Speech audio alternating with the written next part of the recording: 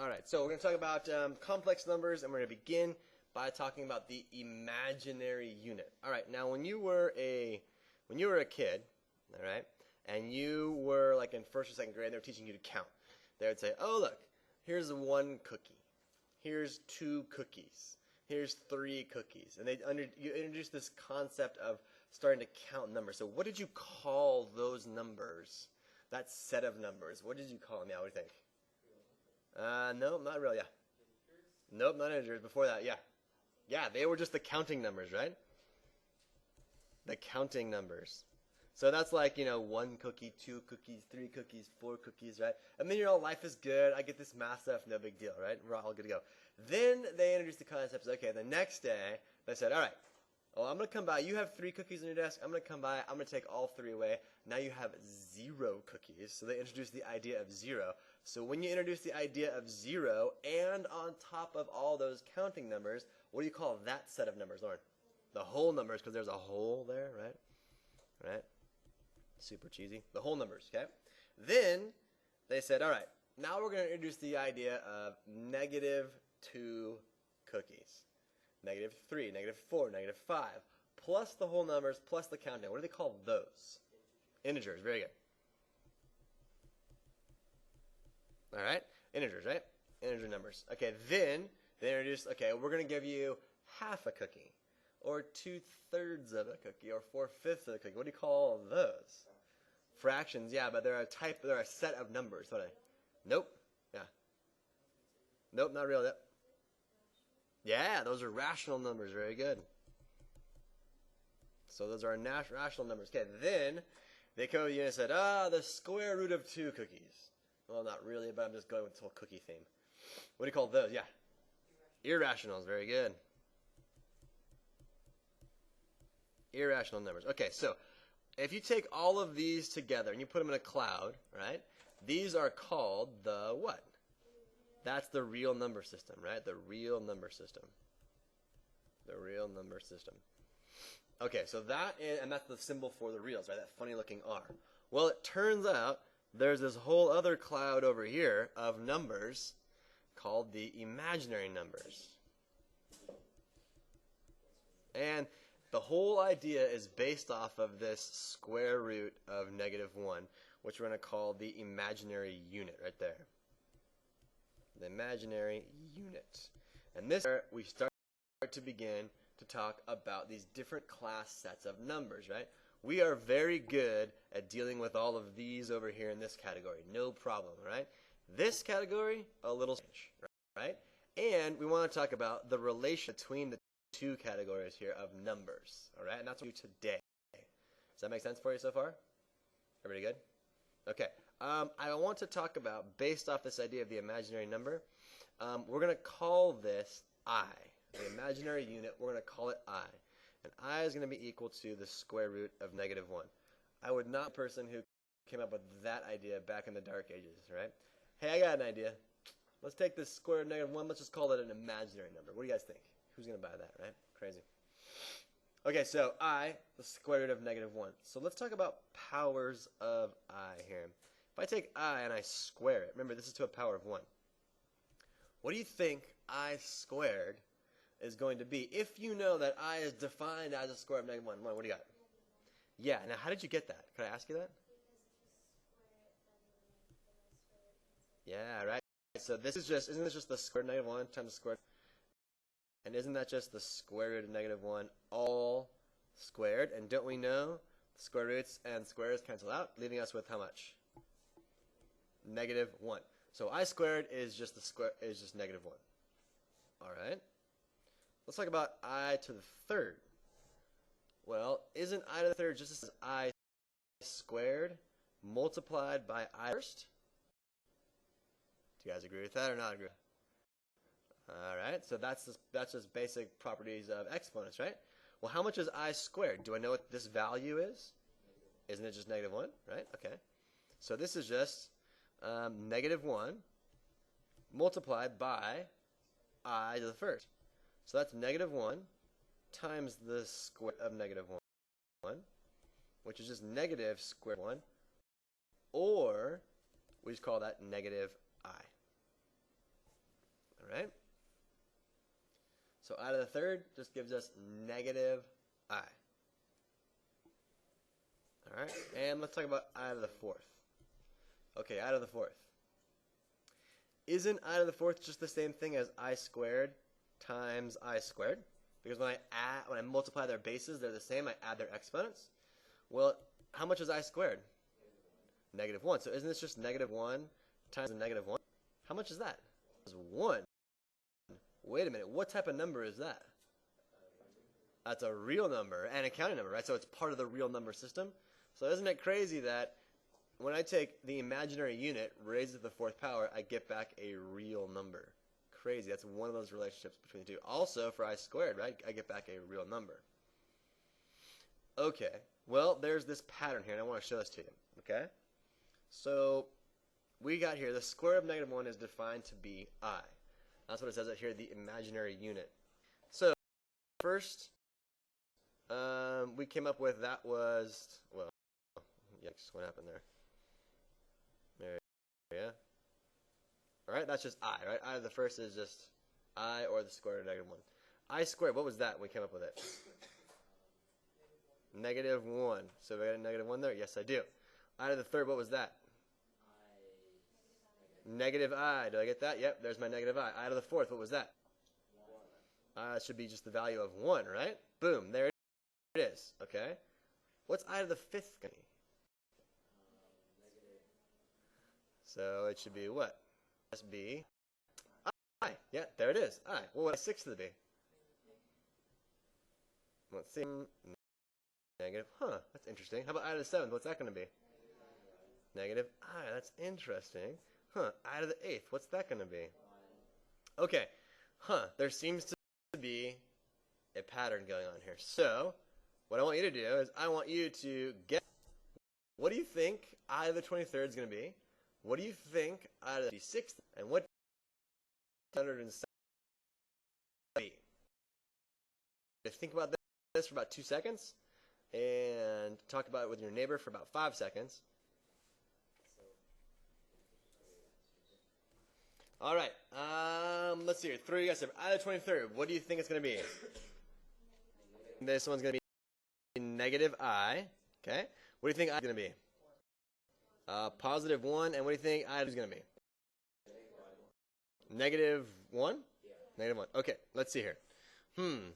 I to the 23rd. Let's see here. The computer tells me I'm getting negative I. Nice job, you got that right. I to the 56th. Let's see here. I am getting 1. Yes, very good. And I to the 702. Let's see here. We are getting a value of negative 1. Okay, good. You guys have just experienced like the most basic functionality of mathematics, right? We do some exploration, we come up with a generality, and we apply that generality to big, larger problems that are bigger than ourselves. It's a good thing I didn't start off the day by saying, hey, what's I to the 702, right? That'd be working in the wrong direction. Okay, you all got this right, but I'm really curious as to how you did it. How did you know that I to the 23rd was indeed just I? What's your thought test? Bobby, what do you think, dude? It's in sets of 4. It's in sets of 4, very good. Like, every fourth number is going to be 1. Okay. 3. See how many 4s go in there, right? So how many 4s go into 23? 5, right? What's our remainder? Hey, so that just means that I go 5 cycles, and then I cycle back around and I land on the third one. So I to the 23rd is the same thing as 5 cycles and then a third, because that's what my remainder is, which of course is negative I. All right? So 56, how does that work? Let's see here. What's 56? Let's divide 4. How many times does 56 go into 4? It's here once, right? So that's a 4. Bring it down, bring 1. So I'll bring this down to 6. So 14 times. What's my remainder? 0. So how does that turn into 1? I don't get it. It's the fourth cycle of 0. And isn't it true that any number, anything, raised to the 0 power is a value of 1? You think of it like that too. All right? And then how about this one? 702. Right? 702 divided into 4. How many? What's that? 175 evenly? Remainder 2? Is that, yeah, okay, I'll just trust you on that one. So then I have a remainder of 2. Check it out. If I back up to my my pattern here, I can see I squared is negative, all right? We figure out any powers of I that we're good to go, all right? So based off the imaginary unit. Okay, here's the idea for a complex number. It's a number that has two different parts. So the general form for a complex number is going to be a plus or minus bi. So this first part here, the a, this is going to represent your real number. And this last part here, this bi, is going to represent your imaginary number. Okay? And when you put them both together in this format, out pops a complex number. You can think of it as a complex number because it's made up of two different sets of numbers from two different sets of countings, right? The reals and the imaginaries make up the complex number. So that's our general form, a plus or minus bi. The whole entire thing is called the complex number. So what do we do with these complex numbers? Well, we can do a lot of the same things that we do with the real numbers. So we can add and subtract them. And this is the easy part. We can add or subtract complex numbers. So let's start off by adding them. So I'm going to give you two complex numbers. I'm going to give you 2 plus 5i. I'm going to add 6 minus 3. So I want you to notice that this first whole thing here, that's a complex number. And this second whole highlighted piece, that's another complex number. And I am adding the two of them together. You see them going on here? So we're going to add like parts. I'm going to add the real parts together. The 2 and the 6, and I'm going to get how much? 8, good. And then I'm going to add the complex parts together. So it's 5i, take away 3i. What do I get? I would get 2i, right? So 5 minus 3. So this would be minus 2i. And that is my new complex number. 8 minus 2i. Thanks. There you go. Way to go. A plus 2i. Fair enough? Easy enough? Good catch. All right, so B, right? If I have 3 minus 4i, I'm going to subtract from that 5, 6i. So again, I have a number out in front. I have another complex number, and I am subtracting these two. All right, so we're going to subtract the real parts. So what is 3 minus 5? What do you get? Negative 2, okay? Now I've got negative 4 minus a negative 6i. Negative 4 minus negative 6, how much is that? Positive 2i, very good. Don't forget that you need to distribute that minus sign, and a lot of people accidentally forget to bring that sign in. All right, that part's pretty straightforward, not too exciting there. But when you multiply and divide, it gets a little more interesting.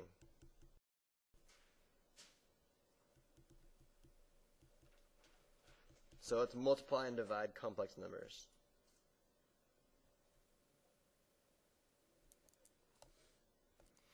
All right, so we'll do two examples here. We'll do A and we'll do B here.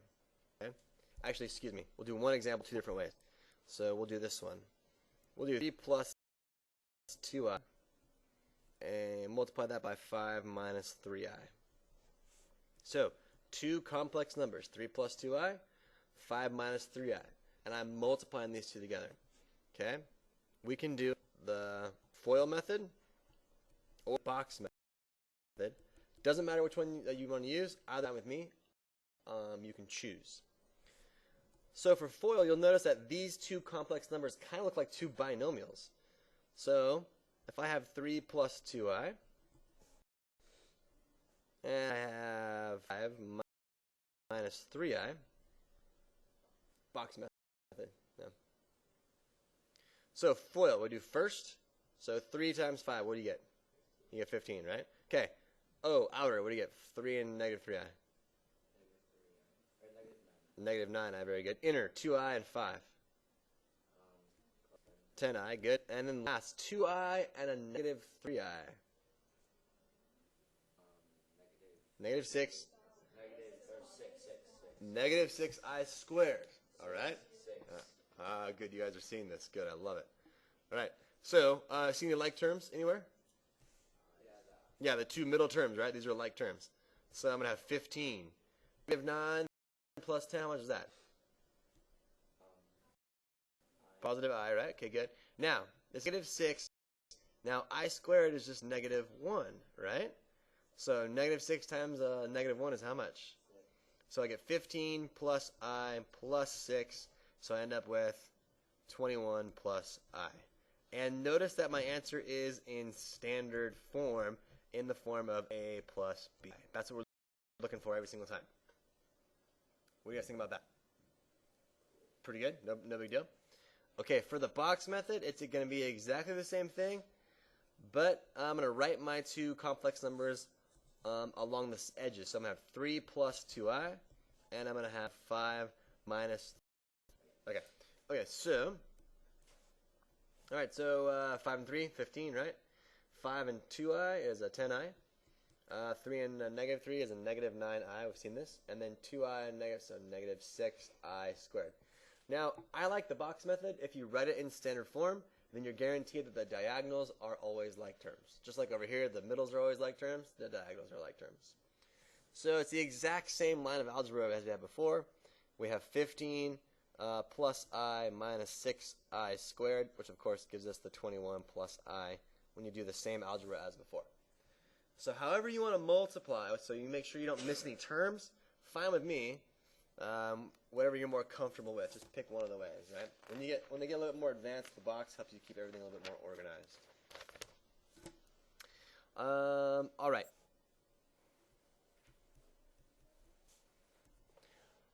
I'd like to introduce, as I talk about dividing complex numbers, I like to introduce over here on the side, so you can count this as another box, what's known as the complex conjugate theorem. Have you ever heard this before? Maybe. Complex conjugate theorem. Here's what it says. All right. It says that if you take any complex number like a plus bi, and you multiply that number by its conjugate, and the conjugate is just defined as a minus bi. So the only difference is the sign in the middle. So kind of like the difference of two squares, right? Well, here's what you get. If I use FOIL, all right, I go a times a, and help me out. That's going to be a squared, right? Let's do outer. A times b, negative bi. That's going to be a negative abi. Inner, a times bi would be a positive bi. And then last, so it'll be b times negative b, so negative b squared, and then I times I is I squared. Anybody notice anything in the middle here? What happens with these two? Oh, shoot. Should be a highlighter. They go out, right? The calculator. So I'm left with a squared. Now, how much do I want to get? Or shoot, how much is I squared? Negative 1. What's a negative 1 times a negative?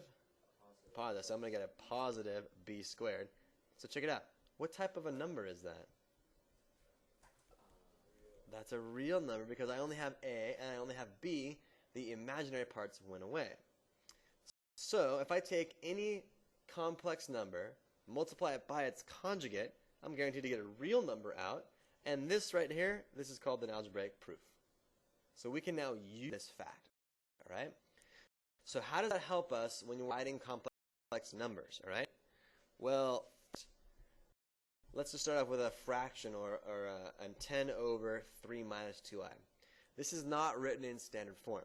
The way we put it in standard form is we multiply by the conjugate. So what would the conjugate be of 3 minus 2i? You got it. So this will be 3 plus 2i over 3 plus 2i. Now I'm allowed to do that because that's just a fancy 1. Right? You guys still with me? Okay, so here we go. On the top, the numerator, I get 10 times 3, I get 30 plus 20i. Is that true? Okay, on the bottom, let's use the complex conjugate theorem because, after all, that number, 3 minus 2i, and that number, 3 plus 2i, those are complex conjugates. So I'm guaranteed to just have on the bottom a squared plus b squared.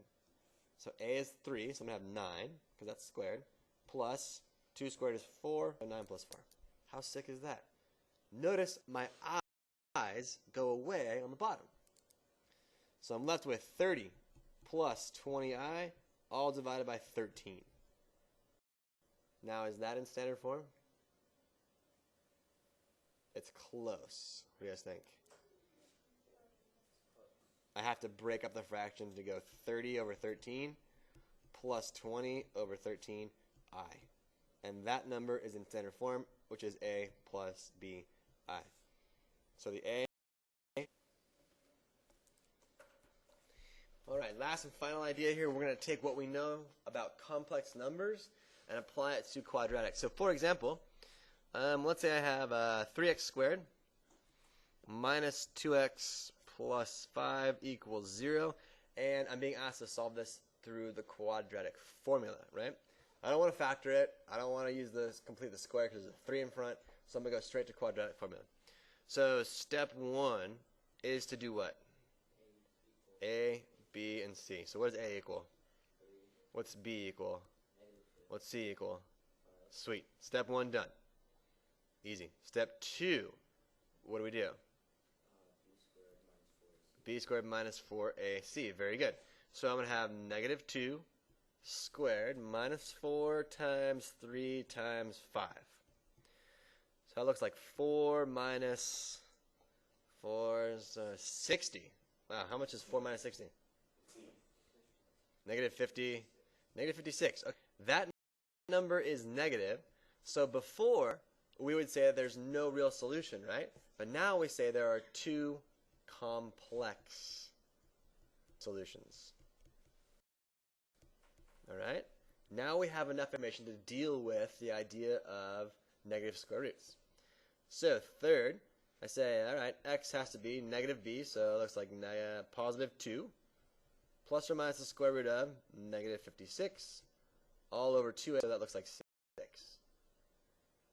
Okay, you got me still? Class, team algebra? Yeah? Okay. All right, now how do I deal with this negative square root of 56? Well, I'm going to show you every single possible step. So 2 plus or minus, this is going to be the 56 multiplied by the square root of negative 1. I'm allowed that because I can break up a square root over multiplication. And I have over 6. You guys good so far? Anybody recognize what this number is going to be? Yeah. Very good. Very good. So now I'm equal to 2 plus or minus square root of 56i, all divided by 6. So that's where the I comes from. We are not done yet, are we? No, yeah, we can split this thing up, right? So, let's deal with that square root of 56. How about 2 plus or minus the square root of 4 times the square root of 4? Is that right? I all over 6. Yeah, 228, 414. You guys with me? Everybody with me? Okay. Anybody see a perfect square anywhere? A 4, very good. So this is going to give me 2 plus or minus 2 square root of 14i all over 6. All right, am I done yet? No, I can keep going. Can I factor anything out of the top? A 2, leaving me with 1 plus or minus the square root of 14i all over what? All over 6. Good. 2 and 6 cancel to 1/3. So I have, at the very end, I have 1/3 plus or minus the square root of 14/3 I. And that number is in standard form, a plus